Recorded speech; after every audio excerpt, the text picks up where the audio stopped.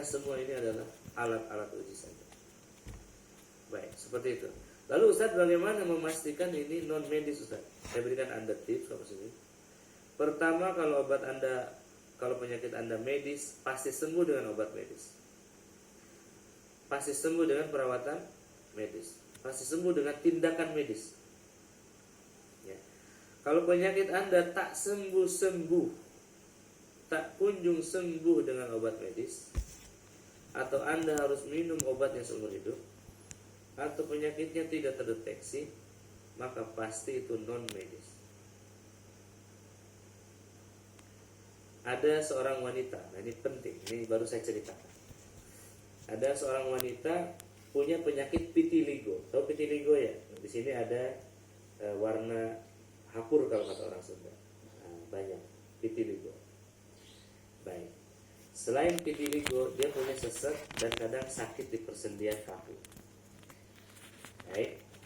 Saya bilang vitiligo penyakit keturunan, pasti jin keturunan. Dia bilang, iya sih Ustaz, leluhur saya ada yang dukun. Oke? Selesai. Bagi saya selesai, bagi dia belum selesai. Berlalulah satu konseling di Ruqyah bersama 3 orang temannya, nggak ada reaksi. Dia bilang, datang lagi. Saya yakin ini gangguan setan. Dia bilang, Ustaz, saya sudah di Ruqyah kepada ustaz peruqyah yang lainnya. Dia tidak mentarik, tapi saya berikan dia penghargaan Ustaz. Habis puluhan juta Ustaz. Dia sebutkan namanya. Dan saya tidak sebutkan di sini. Dan saya sama sekali tidak menuduh peruqyah itu jelek, tidak. Tapi belum berhasil. Belum Allah beri petunjuk. Dan dia kemudian mendengar nama saya, mungkin menyebut nama penyakit genetik itu adalah jin keturunan. Akhirnya dia datang lagi konseling. Ini seorang gadis usia 40-an tahun, 41 tahun. Saya ceramain dulu, saya bongkar dulu akar traumanya dan seterusnya sampai matanya berkaca-kaca. Ini orang Betawi menurut saya orang Sunda, agak bukan keras. Betawi itu agak sulit ditangkap gitu ya. Dia kan santai orangnya.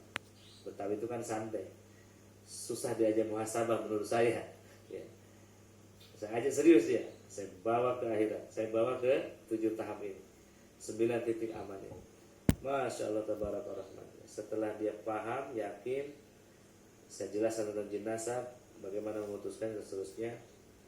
Di Ruqyah muntah ya, di Ruqyah dia muntah dan dia bilang, ini pertama kalinya Ustaz, saya baru yakin ada setan di tubuh saya.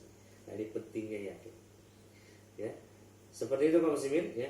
Maka kalau Anda mendapati dokter-dokter, tabib-tabib, tidak ada obat di muka bumi bisa menyembuhkan Anda, ini saatnya Anda berjalan ke langit. Bagaimana berjalan ke langit itu Ustaz? Bikin tangga ke langit? Bukan.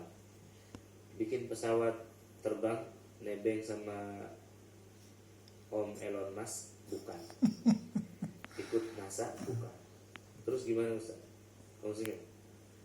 Allah telah turunkan Al-Quran dari langit yang akan membimbing manusia menuju langit. Inilah jalan kesembuhan langit ya. Baik, biar saya buatkan resumenya. Pertama, sejak manusia diciptakan sudah ada musuh yang diciptakan, yaitu iblis. Inna syaitana lakum adu fatakhiduhu aduwan. Iblis akan membuat kita sengsara, itu janjinya. Wala tajidu aktsarahum syakirin. Maka solusinya kita harus selalu berpegang teguh kepada Allah. Allahumma a'inni ala dzikrika wa syukrika wa husni ibadatika, dengan cara berzikir, bersyukur, memperbaiki ibadah ya. Mudah-mudahan Ramadan ini perbaikan ibadah kita. Lalu berikutnya kaum muslimin ya. Poin berikutnya, kita harus punya bekal di muka bumi ini. Kita harus mulai beriman, mulai menyesuaikan akal kita dengan iman kita. Jadikan iman kita superior sampai akhirnya kita bisa bertakwa, kita bisa beristiqomah, lalu wafat dalam kematian aman step 1. Di alam barzah kita harus punya investasi yang mengalirkan pahala ke sana. Baik itu anak yang soleh, ilmu yang bermanfaat, atau sedekahun jariyah. Yang ketiga, di hari yang tidak ada naungan, kita harus memiliki salah satunya. Terpautnya hati dengan masjid, ya tadi hal-hal yang terkait dengan surah Al-Baqarah dan Ali Imran, ya, yang akan menaungi kita di mahsyar. Kemudian hisab, pastikan amal soleh kita lebih banyak. Kemudian sirat, punya amalan yang rahasia. Kemudian kantara, pastikan urusan selesaikan di muka bumi. Kalau punya utang, minta maaf. Ini penting. Punya utang, minta maaf, ya. Dan cicil. Sampaikan keseriusan. Jangan bilang orang itu baik kan saya. Minta maaf. Sampaikan, tunjukkan keseriusan. Jangan sampai diselesaikan di kantor. Habis kita. Ya. Selanjutnya, ya, hati-hati dengan ibadah-ibadah yang aneh-aneh. Ya. Banyak ustadz-ustadz, kiai-kiai aneh-aneh. Ajarannya entah dari mana. Ya. Fokus kepada Al-Quran, Sunnah, Atsar, ya. Bimbingan dari para ulama yang masyhur. Bimbingan para ulama pasti sesuai dengan Quran, Sunnah, Atsar. Ada banyak mahzab kita pelajari, banyak waktu, ChatGPT, Google, kitab-kitab, PDF, kajian-kajian ilmu, banyak, ya. Dan kemudian kaum muslimin, berikutnya tadi, ya,